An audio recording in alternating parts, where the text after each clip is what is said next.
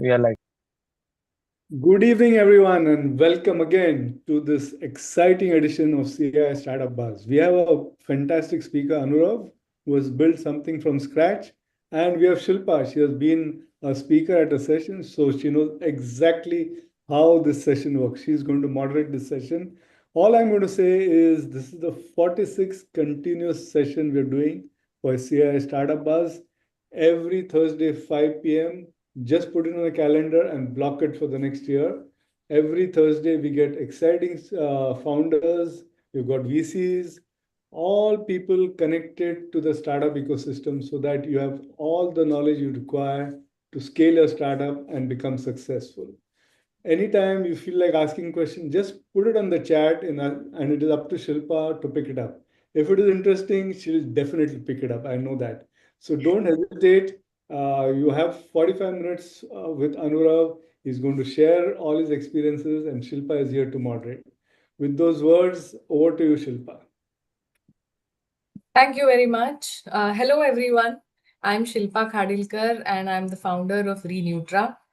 So, we are building trust in the health supplement space. And that's why today's topic of, cracking trust in beauty and wellness was felt very close to home, felt very personal. So, today we have with us Anurav Dave. He is a lawyer turned entrepreneur and co-founder of Luzo app. So Luzo is an app where you discover and book salons, spas, skin clinic appointments near you at exclusive offers. And they are already 2,000 plus partners on board across the country. They were recently featured on Shark Tank season 5, and they secured a two shark deal there. So it has been, I guess, an incredible journey, incredible growth story, and we'll be tapping into that. So welcome, Anurav, Thank you and so much. yes, Thank and you. let me start. Yes, let me start by asking you the first question. Take us back to life before Luzo, a little bit before Luzo, and Yes. what was that moment where you felt that this problem is big enough that I want to build for this? Because I'm sure at the age of 21, when you started, um, take us through how was it? Sure. So, firstly, yeah, thank you so much for the wonderful introduction, Ninad and Shilpa, both of you. So, diving right into the question. We are three co-founders, Nikhil, Man, and I, and all three of us, we've been close friends for more than 10 years now after meeting in HR college in Bombay. And all three of us, we always had, this, you call it wish or goal, that we wanted to start our own business. We had several tries in the past, but could not finally do it until we got Luzo. And to give you a little bit insight on how life was before Luzo, so Nikhil and I, we also had a chance to do another startup of our own. It was called And Books, where we would sell Okay. your education college books online. But then, COVID struck, and that's how Luzo was born. Now, how Luzo was born was our third co-founder, Man. His mother is the one who comes from the beauty and wellness industry. So she Okay. was starting out with her own salon and spa in January of 2020. As you can imagine, by March 2020, COVID hit and she had to shut down. So it was a tough time for him and his family. So when he shared that with us, I shared that with my mom. And my mom was the one who actually, saw an insight or saw an opportunity that, what if newer salons, had an opportunity to be a part of an app wherein, consumers could discover and book and get some exclusive offers. Because if you remember at the time of COVID, everything went online, online payments, online booking, etc. But the beauty and wellness industry was still something that was lagging behind. Hmm. So that was, I'd say, the eureka moment, and we discussed with him and his mom and other people in the industry, and everybody said we'll be more than happy to be a part of something like this, and that's how the idea of Luzo was born. Great, great, great. But when most people during COVID, it was kind of a gloomy time, and to see an opportunity there, and at that time, I think requires some different level of resilience and motivation. So I think kudos to that. Thank you. Yeah. So coming to trust, okay. Now, trust is a word that is used very loosely, but it is extremely expensive to earn. And so, in our industry, the supplement industry, we are a product. There's a very tangible way of claiming something. You Right. do a lab study, you do a clinical study, you say this is a good product. But in beauty and wellness, especially beauty, and as a girl, I can say that, getting customer delight is very difficult, in that sense, because how do you quantify what is a good haircut? Or Correct. what was a good massage? How do you quantify that? Right. So, in that sense, this sector that you chose is tough in that sense, right? And it's also largely unorganized, Yes. right? So what made you get into this sector specific? Did this thing scare you, or was this thing the motivation that you wanted to get into it? So our biggest motivation to actually, solve this problem or build in this industry was, a little personal, because it was our co-founder, who was going through a bad time. And now getting on to trust. So, why? So before starting Luzo, we were completely unaware of how this industry works. So, Hmm. as you can imagine, we're three male co-founders running a business which is largely dominated by females. So, Yes. yeah, you definitely need a lot of insight in terms of how things work.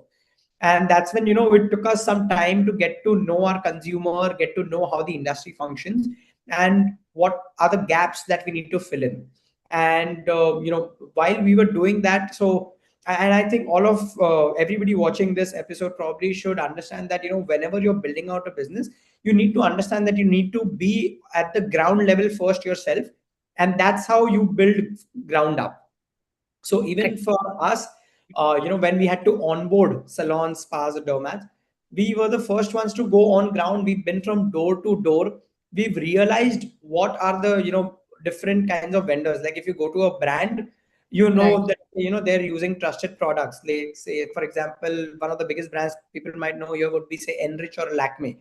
Yeah. It's a big brand. You can trust them easily with their service, with their products, etc. But say when you're dealing with a standalone that does not have a brand name, does not have any kind of legacy behind them, how do you deal with them? Because essentially they also make up for the market.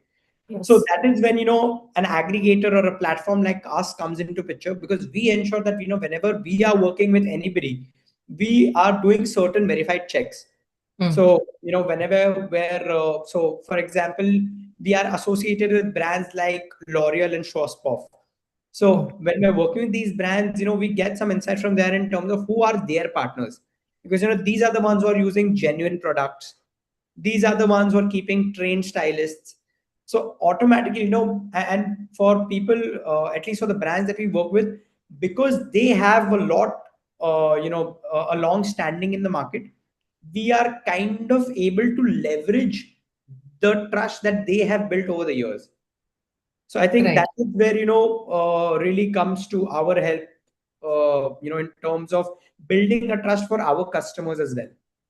And Hmm. now, since we are working with almost 2,000 plus partners that you mentioned, and 5 lakh plus downloads, we have, a lot of repeat users, sticking with Great. our platform. So I think that, I think is an indicator that, okay, I think we have built a good product for consumers to actually trust us and continuously repeat us again. Right. Fantastic. Also, when it comes to building trust in your kind of a business where you are an aggregator, sort of digitizing the whole salon, spa, clinic booking space, right? So you have to build trust on both the sides, not just Yes, the customer side, but also the partner side. true. You need good partners, because I think the journey from 2000 partners to 20,000, I'm sure you are thinking about it, right? So how is Luzo going about it, and how do you build trust on both sides? I'm glad you brought this question up, Mm. because as an aggregator, you definitely have to serve both the sides. Now, speaking on the partner side for them, when we first approached them, we did get a lot of backlash, because apparently they mentioned that there were a few companies in the past, that had approached them. that would say probably work on a commission model, but would never Mm. give them the money on time, or probably shut down, so they never got their money, and things like that. And which is why, when we had to start working with them, we had to build some kind of assurance, and we did that by actually giving them a minimum guarantee. So our Okay. model, how so that's how we were unique when we started working in this space. So any company in the past or even today, I think when they would approach any vendor like a salon, spa, or clinic in this space, they would go and tell them that, okay, I will give you money after the service. Okay. However, our approach was, we will give you money in advance. That Okay. automatic, yeah, so that just straightened out the trust factor for our partners immediately. Our Mm. sales cycle became really small, and they were more than happy to work with us. So that was something that I played really in our favor, wherein we get money in advance. Now on the customer front, ensuring that, so even if you go on our app today, you cannot review a place unless and until you have actually experienced the service, unless you've actually transacted onto the app. So it's not Mm. that any Tom, Dick, and Harry can come and give a review. So customers understand that, okay, the reviews are genuine. Yeah. Customers understand that, okay, the biggest brands of the country are working with them. And thanks to our stars, we featured on Shark Tank. We've also gotten a lot of media presence, being a part of 100x portfolio and other VCs. So all of those media articles also helped us build that trust within the consumers. And for us, I think it's the word of mouth that really plays a crucial role. So, say if today you try a service, you love it, you would tell your friends and family about Yeah. it. So that really helps us build trust on the consumer side. Okay, so very crucial on how to frame your business model, when you're getting into sectors like this. That's a very, very important insight. Again, a reminder to the audience that please keep your questions coming in. I've received quite a few and I'll be taking them. So we'll take the questions as and when we can through the session. So keep the questions coming in, and don't lose the opportunity, because here's a founder who has uh, been in the trenches of building and scaling. So uh, you can ask those questions. So I'll take one question from the audience. Is what metrics should founders track to know if they're truly achieving adoption versus just downloads? So, that's a very good question. And this is a metric that we also track. So it's a ratio wherein, so one is your installs or downloads that you can Right. get from your Play Store and App Store. One is your sign up ratio. So say, Hmm. let's take an example, 100 people download your app, probably 90 will sign up. Hmm. So when there is a gap of that 10, you realize that there is probably some friction in your sign up flow. You're Hmm. probably asking for too many details, or there is some error in probably sending an OTP or etc. There are several reasons that you'll come across. So install to sign up. Then from sign up, for us, it's booking. So say 100 people installed the app, 90 signed up, 80 probably made a booking. Hmm. And then finally for us, the last step is you go, you visit, you take the service, and then you finally transact using the app. For us, probably, that could be 50. So all of these metrics are important, and that's where you realize where is your biggest gap. Is it in Hmm. sign up? If your sign up is from 100 installs, if you're getting just 80 sign ups, that's a 20% gap at the first step itself. So you need to fix up your sign up flow. If you know that, okay, your sign up is not a problem, out of 100 probably 99 are signing up, but only 50 are booking. So Hmm. probably there's a problem with the booking process. Probably you don't have too many options. Probably your user interface is not good enough, or people are finding it difficult to book. So you speak to your customers to understand why are you not booking, or what are the problems.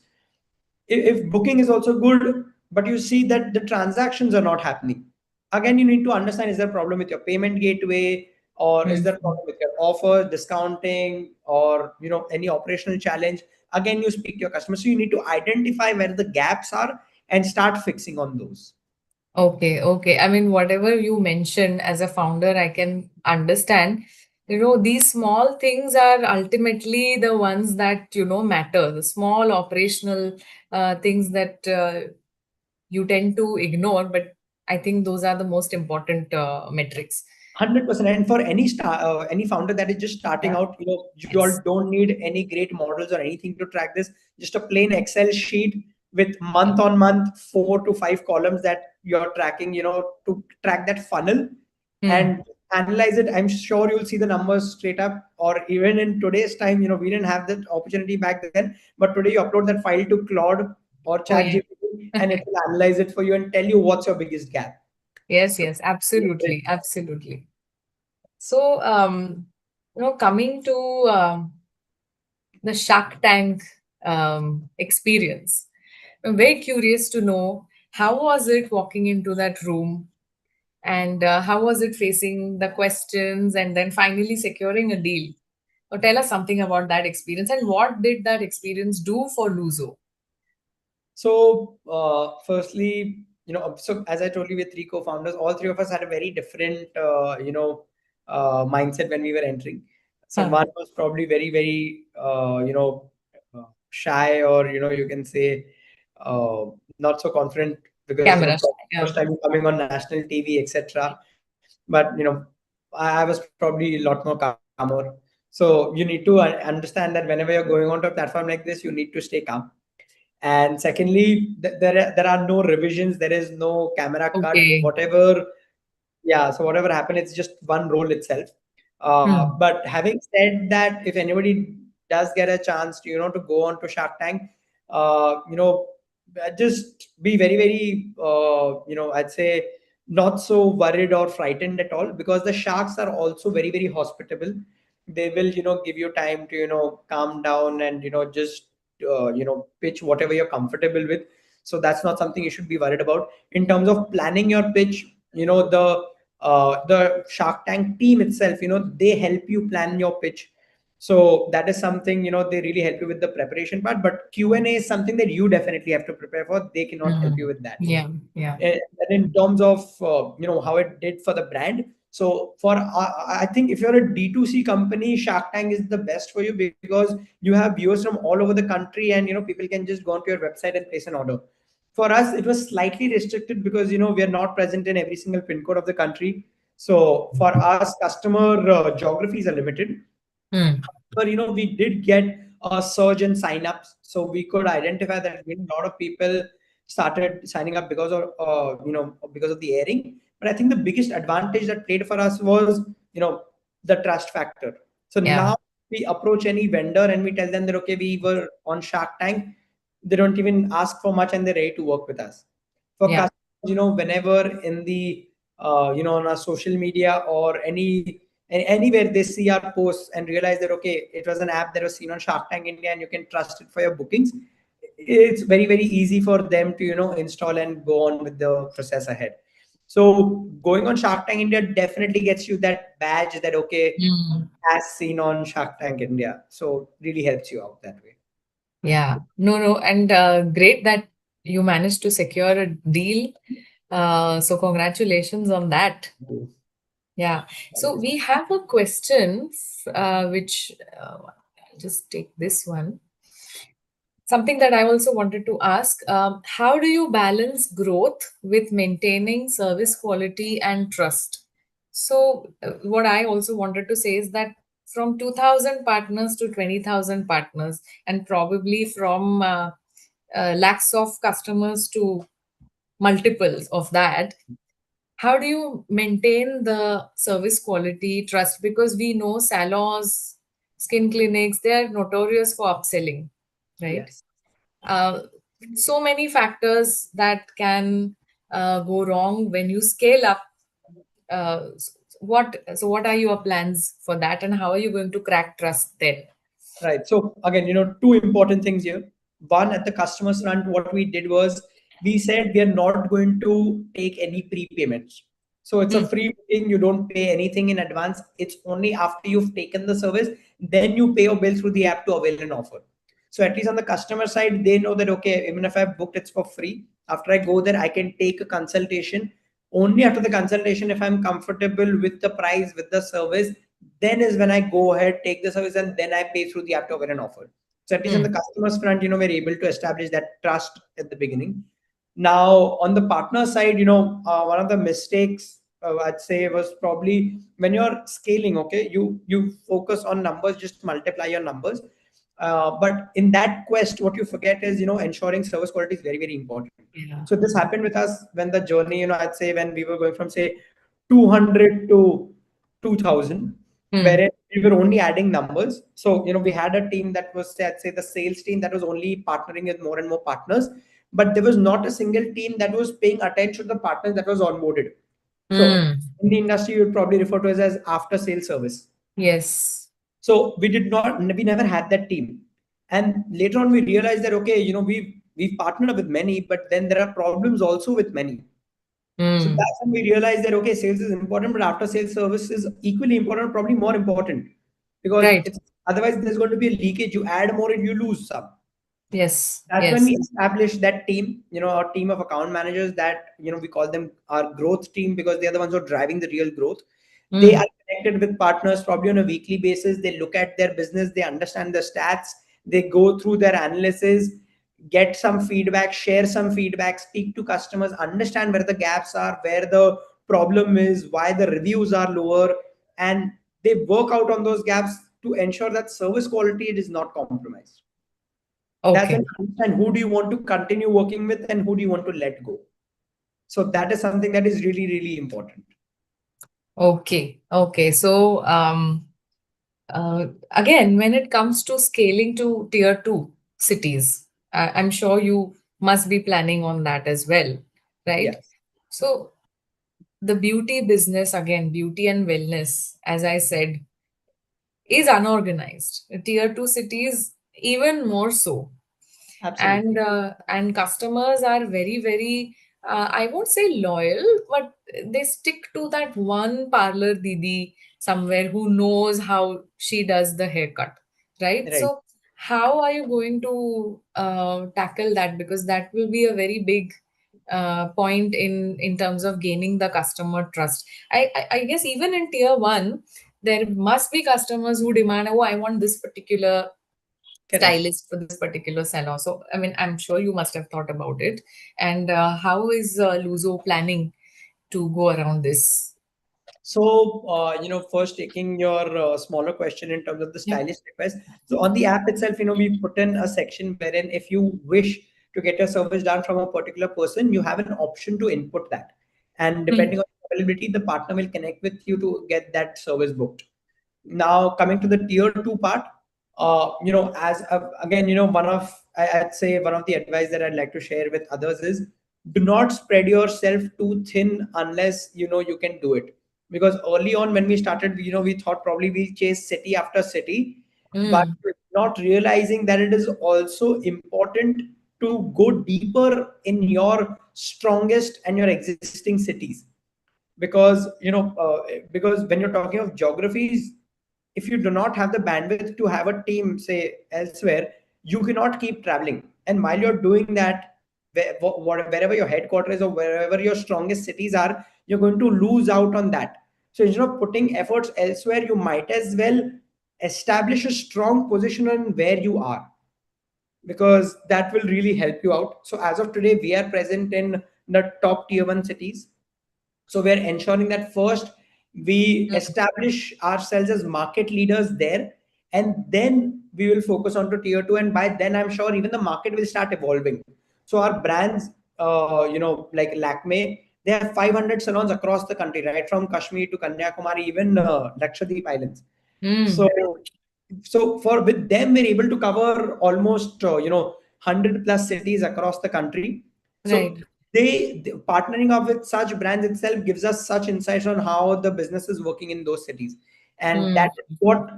that is the insight we will use to enter into our next city later on.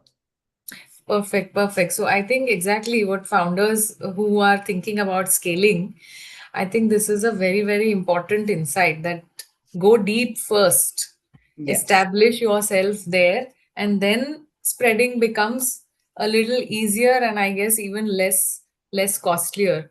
If 100%, right? because you can do all Yeah. your mistakes, all your experiments in that one city that you are, and you can afford it. In a new Yes. city, if you go and you make a new mistake, because not all geographies are the same.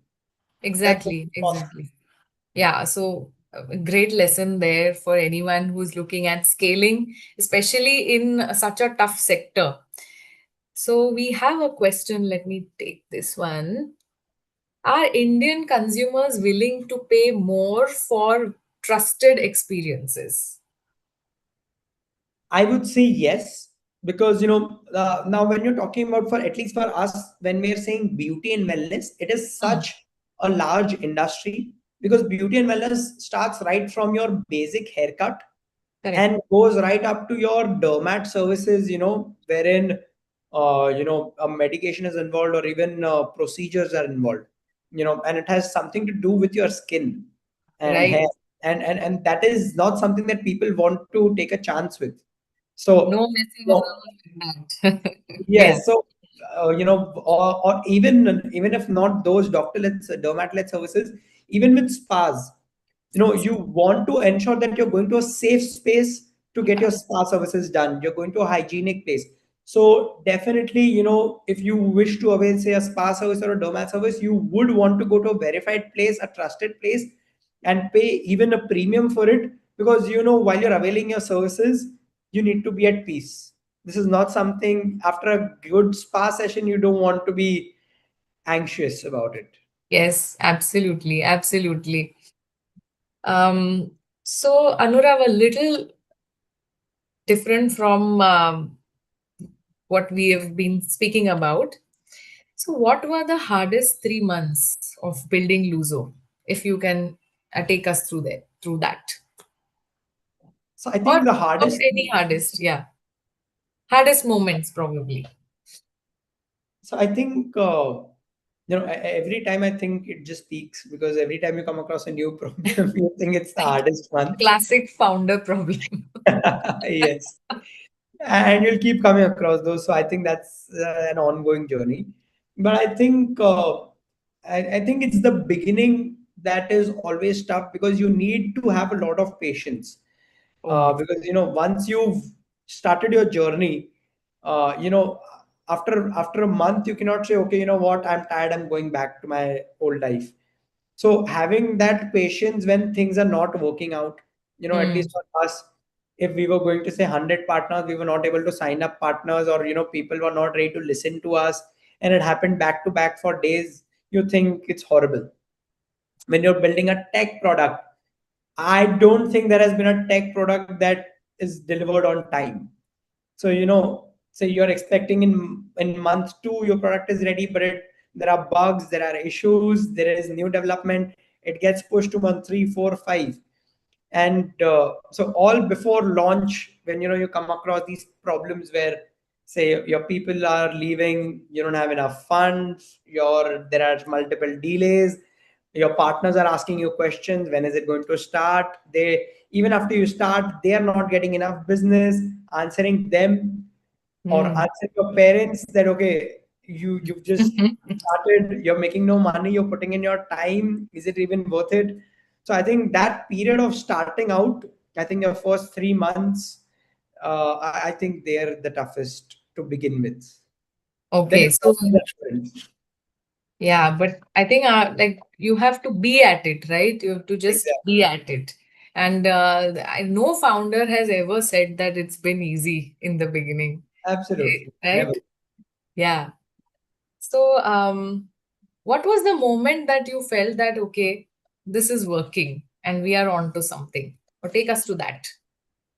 So I think, because our business is such that, for us at least, unless we raised venture capital, we would not be able to scale, because when you're working with thousands of Mm, customers and partners, you cannot be like, okay, I'll get one partner, because for us it's like a chicken and egg story. We get mm, customers but no partners, no sense. If we get partners, no customers, no sense. So yeah. our business is something that does require venture funding, and after starting out, after we started gaining some kind of traction, we realized that we would have to scale big time, and we will need venture funding. So I think when 100x said yes to us, I think that was the moment we realized that, okay, if if somebody is ready to fund us with a huge amount without us having to show, a very, very good traction, I think that was the moment we realized that, okay, we can go big at it. Yeah. How young were you? So I think 21, yeah, 21, 21, 22. I mean, that's incredibly inspiring.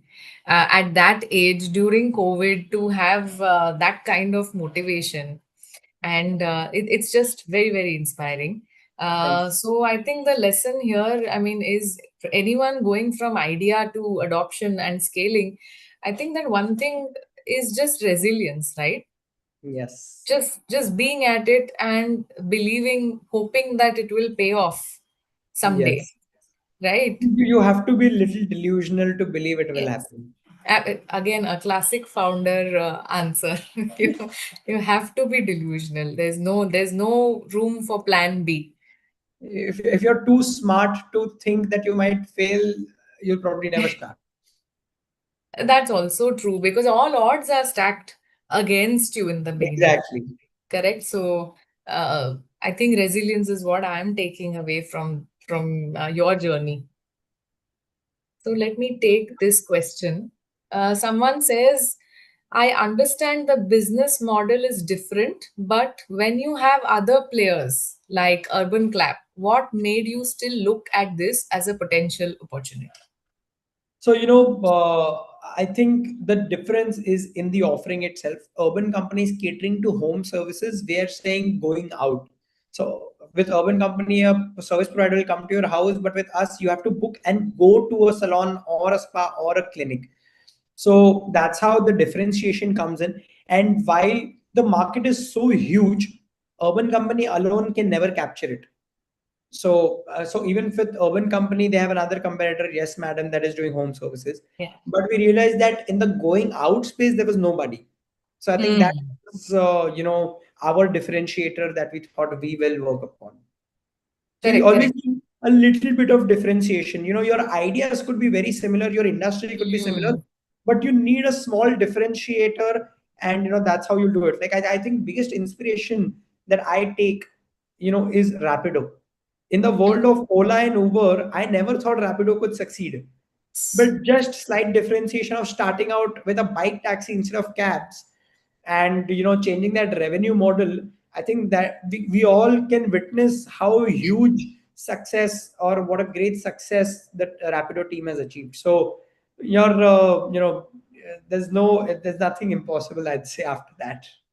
No, no, absolutely. And this is again a very big insight that you don't always have to reinvent the wheel, right? You don't have to always have some big bang innovation. It could be Just do just it doing differently. something differently and it can really work. So Yes. most big scale businesses are actually that. They're Exactly. doing something differently. Yes. So I wanted to ask something about this particular sector. So it's unorganized, right? Okay. How do you see consolidation happening in this space over the next few years? Is it going to move from this messy, unorganized to I guess Luzo is the only app that's digitizing the appointment Yes. booking, right? Right. Yes. So as the first or a pioneer in doing this, where do you see the consolidation? So I think for long, I'd say the beauty and wellness industry has been technologically backward.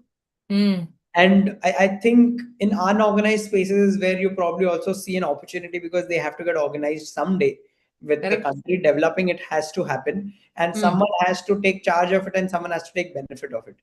So with us, we understand, which is why we understand that tier one has moved forward a lot quicker compared to tier two, which is why we're starting out in tier one.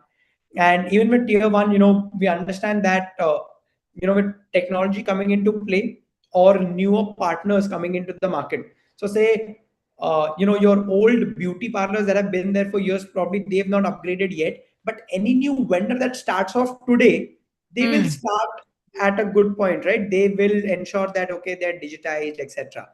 So Right. automatically that consolidation is happening. with the newer places shutting down and getting replaced by the new ones, or the new entrants coming into the market, or the brands now increasing their presence, like Enrich, one of the largest famous players, is backed by a private equity, Westbridge Capital. Mm.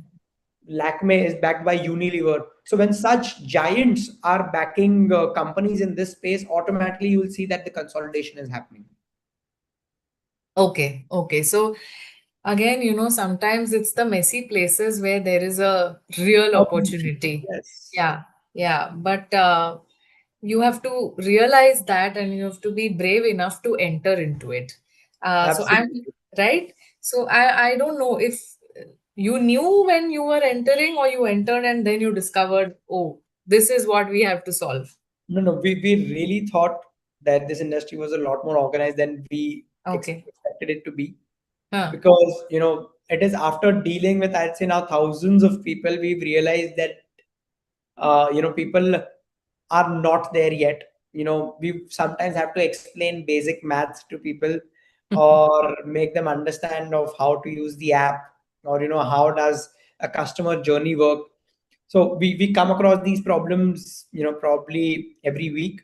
And I think that's how it works. When you're transforming an unorganized industry into an organized one, you will come across these things, because even the people that we're working with are not the most educated ones. Right. So you have to have that kind of patience to deal with them. Hmm. So whenever you're entering any industry, uh, you have to accept the fact that, okay, if I'm entering an unorganized industry, slightly backward industry, I have to have that patience to build. Right, Yeah. right, right. So Yeah, patience is yeah. important. So yeah, that's what it again comes back to, having patience, being resilient, and being at it. I think if you have enough conviction, you should enter a space, even if it looks tough or scary on the outside, right? 100%. I think it is always worth a shot. Uh, It's I mean, the fear of not doing is greater than regret of failing. So I think you should definitely, anybody who's thinking of doing something of their own should definitely give it a shot. And even if you fail, you can just go back to where you were. yeah, spoken like a true founder. Yes. Perfect. So, okay, what was the channel? This is a question. What was the channel that you got the most traction besides Shark Tank? So, pre-Shark Tank. And So how did you plan for that?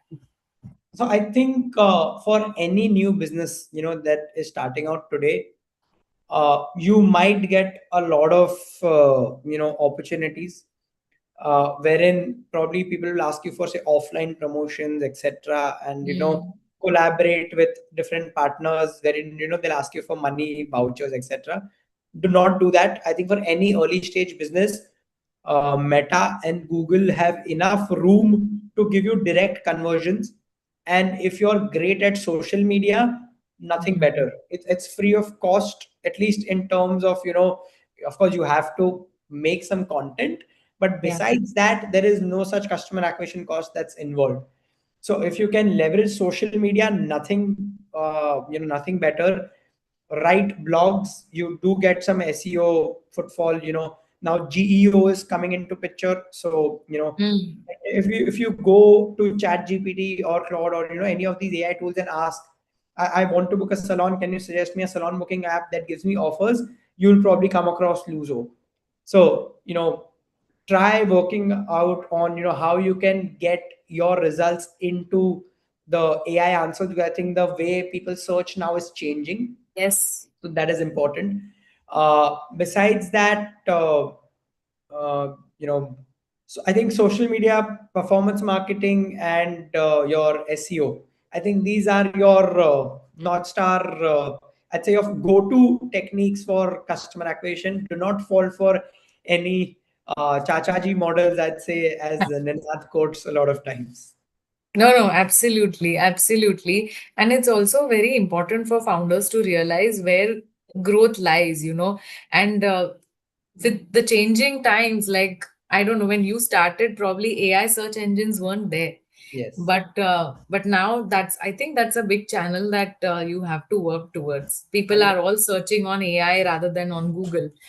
So Correct. to be very, very updated in that sense, and have pulse of the market and what's going on, very Yes. important. Someone has asked, what's the philosophy behind Luzo, including the name?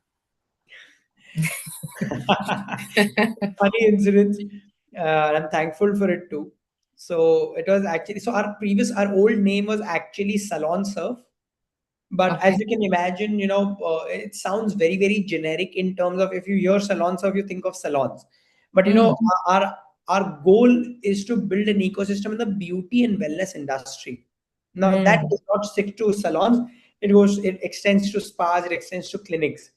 So it was, for everybody viewing this, it was actually Ninad's idea, Oh, to not surprised there. because he is a branding expert there, so no doubt. So he made us realize that, okay, when you scale, when you become into a larger company, you cannot be called salon sir, because you'll be associated Mm. with one, and that will cause problems while you're scaling. So you Mm. need a generic name. I mean, you need a name that will not associate with something directly, but a meaning that you're going to build towards. So say when you Mm. think of say Swiggy today, you know what it associates with, even though it does not have a direct meaning. Similarly, Right. when any of our consumers hear the word Luzo, they know what it means, because it's an app that helps you book your salon, spas, clinic, get offers. So you need to come up with a word that does not mean anything, but you're going to give meaning to it.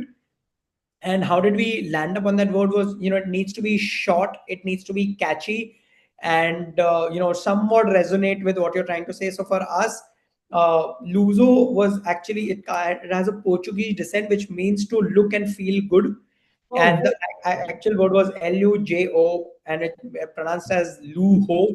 But we slightly changed it to Z, because kind of adds to the success factor with Yeah. all the. Ah, okay. So we're like, let's go with Luso. Okay, okay, fantastic. So I think we have many questions, but we are out of time. It's already, we just have 3 minutes left, and so I think we'll start winding down. Okay, so I just have a very small, quick fire, this or that round for you. Sure.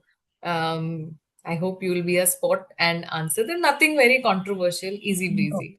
Okay, so the first one, lawyer Anurav versus founder Anurav. Founder Anurag any day. Lawyer was always a backup. Okay, okay. First check or first customer? First check, that'll get you a lot more customers. Perfect. Okay. Trust or growth? Which comes first? Trust gets you growth. Hmm. Okay. Okay. Pitching to a VC in office or pitching on Shark Tank? Uh, it's pitching to VC, because you get a lot more time to discuss with them. With Shark Tank, for everybody who's here, it's a 1 hour shoot only, and Hmm. in 1 hour, it is impossible for anybody to cover the business.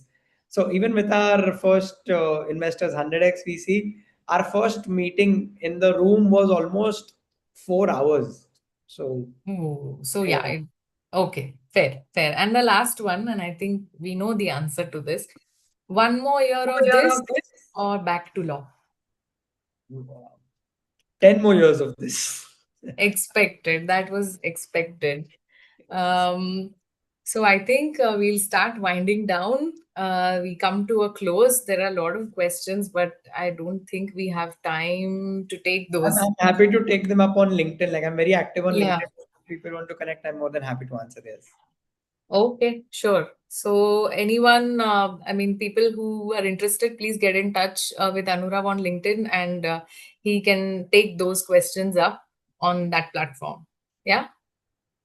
So, to close, I would like to just say that what Anurav's journey showed us, that sometimes the sectors or journeys that look messy, scary, or tough sometimes are the most rewarding, or sometimes big opportunities lie there. But not everyone has the courage to get in the first place. But if you have the conviction, I have the courage, get in, it will pay off someday. Right? That's what I am taking from this. And I'm sure our audiences have also had some great insights. You've spoken about some very, very pertinent things like work from the ground level up. That was something. Small operational parameters that founders tend to overlook in the beginning, but those matter the most. Don't spread yourself too thin too early. Go deep and then build. Right. So these are some of the things that I'm taking away. But what an incredible journey. Lawyer to startup founder to Shark Tank to scaling to so many partners and customers now. Incredible. And so thank you, Anurav, for being so open, so candid, so honest Pleasure. with us. Yeah. And thank you to our audiences who have tuned in today. Just a quick reminder for the audience, the CII Startup Buzz happens every week on Thursdays, 5 p.m. online. So hope you all tune in next Thursday as well. There'll be new faces, new topics, new insights. And I think we'll close here. And Anurag, once again, all the best for Luzo and everything that you choose to do. Best of luck to you too, and thank you so much, Thank Shilpa, you.